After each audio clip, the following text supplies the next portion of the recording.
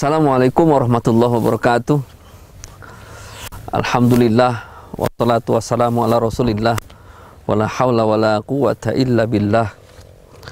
Asyhadu an la ilaha illallah wahdahu la syarikalah wa asyhadu anna Muhammadan abduhu wa rasuluhu la nabiyya ba'dah. Allahumma shalli wa sallim ala asrafil anbiya'i wal mursalin nabiyina Muhammadin wa ala alihi wa sahbihi wa man tabi'ahum bi isanin ila yaumiddin. Amma ba'du, sahabat PKPAU TV yang dirahmati Allah Subhanahu wa taala. Pembahasan kita kali ini adalah tentang pengurusan harta anak yatim.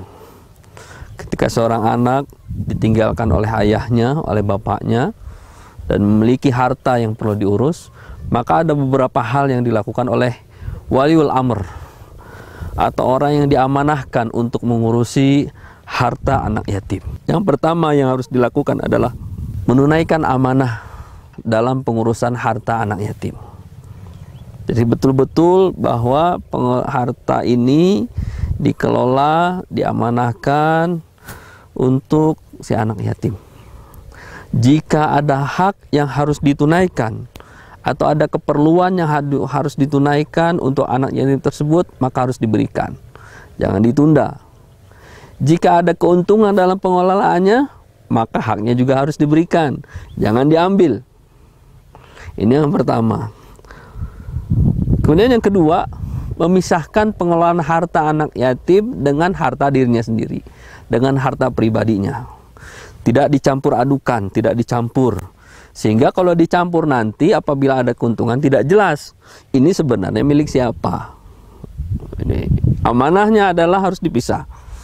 Tidak boleh dicampur, kalau apalagi dengan sengaja dicampur untuk meraih keuntungan yang lebih besar. Ini juga tidak dibenarkan di dalam Islam. Kemudian wali amr juga ketika ingin menitipkan amanah harta untuk dikelola, harta anak itu untuk dikelola oleh seseorang, maka hendaknya wali amr memilih orang yang memang memiliki kapasitas dalam pengurusan harta tersebut. Tidak boleh diberikan pada orang yang bodoh, yang nggak tahu, apalagi orang yang tidak amanah, sebab nanti jatuhnya menzalimi. Allah Subhanahu wa taala dalam Al-Qur'an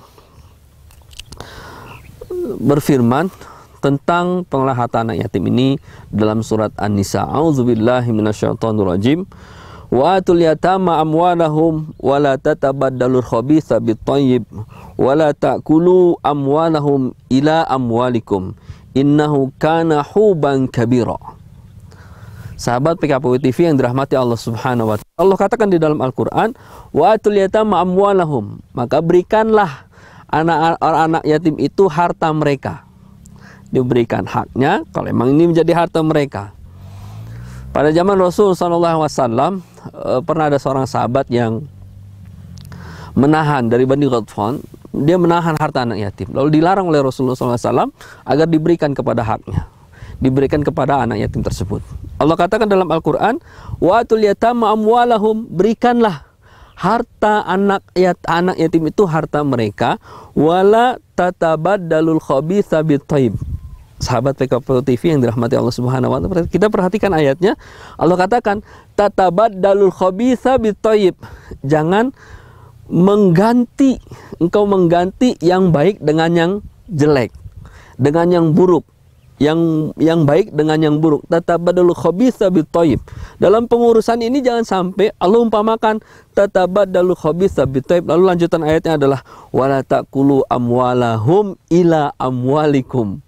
Jangan kamu memakan harta mereka kepada harta kamu, mengambil harta mereka untuk dimiliki oleh harta kamu. Ini sama dengan mengganti yang baik dengan yang buruk. Allah ancam hal tersebut dengan kalimat dari Allah Subhanahu wa taala di akhir ayat, innahu kana huban kabira. Bahwa sesungguhnya perbuatan itu adalah merupakan perbuatan dosa yang besar. Huban kabira itu dosa yang besar. Itu dosa yang besar. Lalu ikhwatiman yang dirahmati Allah Subhanahu wa taala, yang selanjutnya, orang yang mengelola harta yatim, jika ada operasional, maka dia dibolehkan untuk mengambil operasional seperlunya saja. Bahkan kalau dia kaya, maka dia tidak perlu mengambilnya. Kalau dia fakir, dia boleh mengambilnya seperlunya saja. Disebutkan dalam Al-Quran oleh Allah Subhanahu wa Ta'ala, "Wa man kana ghaniyan falyasta'fif, wa man kana faqiran falyakul bil ma'ruf." Kalau kaya, maka falyasta'fif, nggak usah ngambil. Wa man kana faqiran, kalau dia fakir, yakul bil ma'ruf.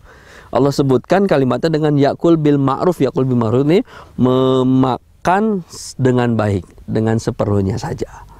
Sahabat PKPU TV yang dirahmati Allah Subhanahu wa Ta'ala, inilah penjelasan Al-Quran tentang larangan untuk mengambil hak anak yatim dengan zalim. Karena itu merupakan sebuah perbuatan dosa yang besar. Innahu kana huban kabira. Oleh sebab itu, perhatikan amanahnya, tunaikan amanahnya. Allah Subhanahu wa Ta'ala memberikan barokahnya. Terima kasih. Wallahu a'lam bishawab. Wassalamualaikum warahmatullahi wabarakatuh. Dan menggugah nurani untuk menebar kepedulian.